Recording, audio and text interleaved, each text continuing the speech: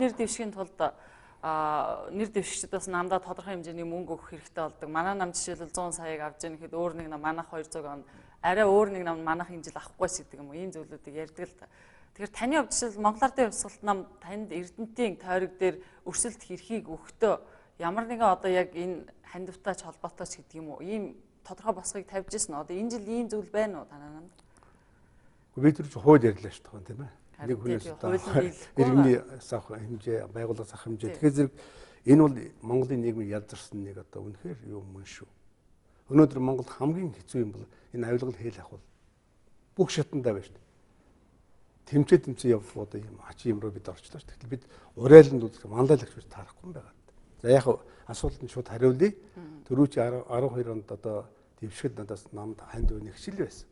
Би юугаа өгөх юм? Багсагийн мөхчл байсан, найз нөхдөд цуглуулсан мөхчл байсан. Би тойрогтой харин очиж одоо 70 сая төгрөгөөр одоо сонгуул яг тулгаж хийсэн юм тооцоо бүх юм байдаг. Тэр нь ухаанд би ардын хөлийн депутатын хувьд өнцгөөд баталсны хувьд ухаан орон сууцны нөхцөл сайжруулах гэсэн тэр жилдээ нэг тийм их хурлын шийдвэр гарсны дагуу би өөрөө авсан юм арал одоо хөргсөн хэрэг шүү дээ. Найз нөхдөд сайн дэмэнд өгчээсэн бол яг тэгэл таардаг. Тэр зүгээр илүү дотор надад байх ч шахаач байхгүй.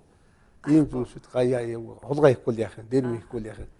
Харин зүгээр би энэ хүнд одоо амнистиг хэлэхэд одоо өнгөрсөн жил намын дараа надаас $1 сая өгсөн. Би гайхсан. Юу сая гэсэн. Одоо намд өг. Миний хүчинд намын боёнд чи одоо энэ болсон гэж ингэж хэлсэн. Би үнэхээр одоо хүний хэлээр шоконд орсон. Тэгээ би өөрийнхөө уулсан дүрс хийсэн. Би яах холгоо хийх юм яах. Тэнд бүх юм аав гэсэн би. Би над хэрэггүй юм. Шалхамж хэрэггүй, намчин хэрэггүй. Хэрвээ тийм дэ хүрч байгаа бол би улаан цэм өөрт нь хэлсэн. Над Сеулээс уцаар ярьсан хэрэг л дээ.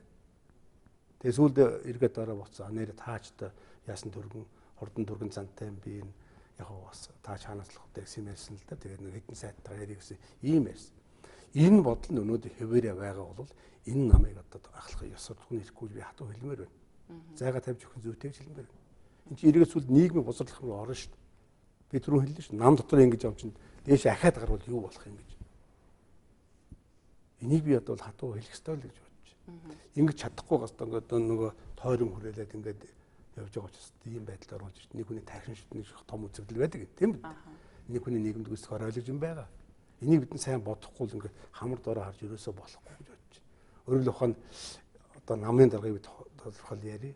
Үзэл бодол өөрийнх нь хандлага ажлын арга барилтай холбоотой орох намаа босрлож болохгүй гэж хэлмээр байна шүү дээ.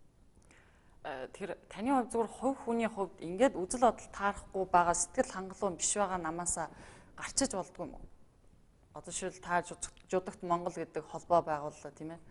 Холбооч нам биш шүү дээ. Хоёрдугаар би одоо гэхдээ улс төрийн бусад намууд бас байна нээлттэй байгаа. Тэр л миний л өөрийн сонголт шүү дээ. Таны сонголт. Тий, ямар одоо энэ хатцсан уйжчихсан биш одоо тэгэл ингээл яв тийм л үзлүүд л нийлэхгүй л тэгэл хүн явах хэрэгтэй шүү дээ. Тэрнээс л жоохон хуучинтай адилхан оруулаа шааруулаа ч юм уу тийм байж болохгүй. Би харин ч одоо энэ ингээд одоо байгаад ихын авилгачдын үүр уурхаа ингээд эдээ битвэ хэвээрдэх юм дээд уушаах л өөрийнх нь замыг харахыг боддоо шүү дээ. Би чи энэний эсрэг явж байгаа насаараа шахуу явсан хүн шүү дээ. Энэ авилгал хэл явах эсрэг нийгэм боловсруулж байгаа шударгасны эсрэг явж байгаа ухаан тайлбар одоо ч гэсэн би байсуур хатуу байх хэрэгтэй шүү дээ. Ингээд би одоо өөрч энэ асуудлыг бас энэ боломж харж хэлж илээ. Цаана энэ олон зуун шудраг хүмүүс, шудраг гişүүд одоо эзэх гэж тэмүүлж байгаа, толгоо нэргээд эзэж явж байгаа энэ ус чинь одоо өнөөдөр юу бодох юм бэ гэж. Тэгээ энийхээ хийсний төлөө бид бурууж болохгүй шүү дээ. Бид ухаан сонгуул орохгүй хөөгдөх тухай яриад болохгүй үстэй юм шүү дээ. Энийг артган эрүүл харж байгаа л би ялгана гэж бодож байна. Тий. Ер нь тань шиг ингэж олон хүн гарч ирж ярихгүй бол бас тэр олон мэдэхгүй л дээ. Ард иргэд хэлэхгүй л бол мэдэхгүй. Тийм учраас би бас санал байна. Хэлэхгүй бол нэг